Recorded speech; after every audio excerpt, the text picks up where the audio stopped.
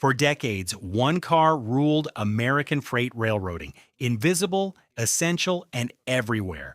The 40-foot boxcar moved the nation's goods from coast to coast, city to city, farm to factory, and no one questioned it. Then, in the span of 15 years, it was systematically removed from service across every major railroad in the United States. No announcement, no congressional hearing, no public record of the decision that ended it. Just a quiet directive from a finance committee and then silence. If this car was the backbone of American commerce, how did it vanish without a single headline?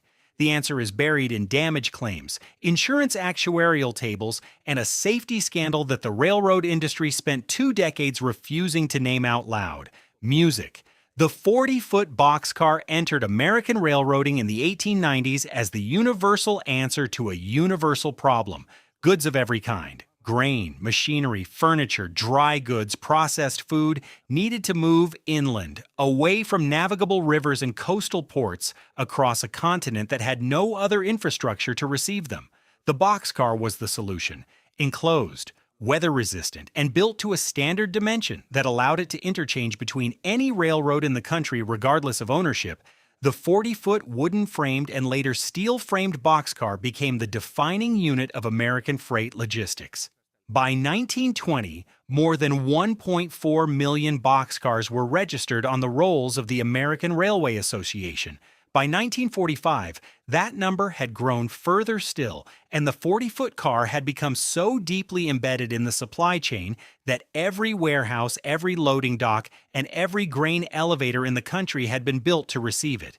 It was not merely a piece of equipment, it was an infrastructure standard. The entire physical fabric of American commerce had been designed around its dimensions. Crews who worked the boxcar knew its rhythms and its dangers in equal measure. Loading was manual, exhausting, and precise. A badly loaded car, a weight distributed incorrectly, cargo not braced against the inside walls, could shift in transit, throwing the center of gravity off axis and contributing to derailments on curves or rough track.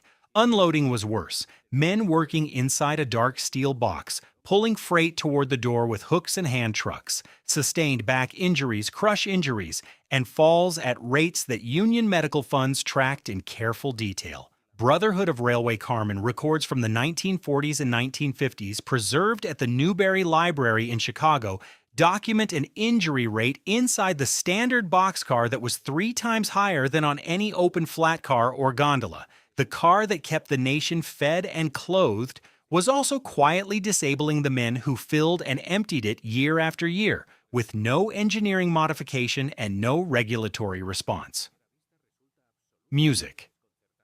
The first internal challenge to the boxcar's supremacy did not come from a safety advocacy group or a federal regulator.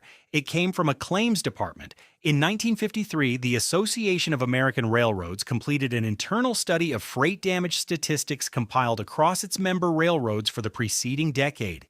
The findings, circulated to railroad presidents and chief mechanical officers under a restricted distribution header, documented that damage to goods shipped in standard 40-foot boxcars accounted for more than 38% of all freight claims paid out by Class I carriers.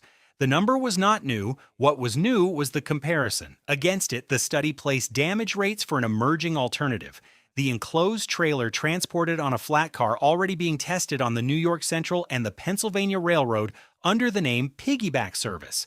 Damage rates for piggyback transported goods were less than 4%.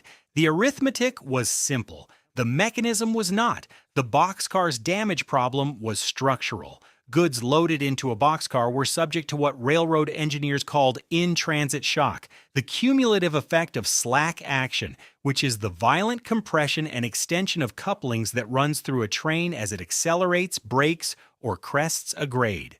A standard 40-car freight train contained enough coupling slack to generate impacts equivalent to a 12-mile-per-hour collision at every slack run-in. Fragile goods, improperly braced goods, and goods simply stacked against the interior walls were routinely destroyed by forces that no amount of careful loading could fully prevent. The car was not failing. The physics were working exactly as designed, and that was the problem that no one in the industry wanted to document publicly.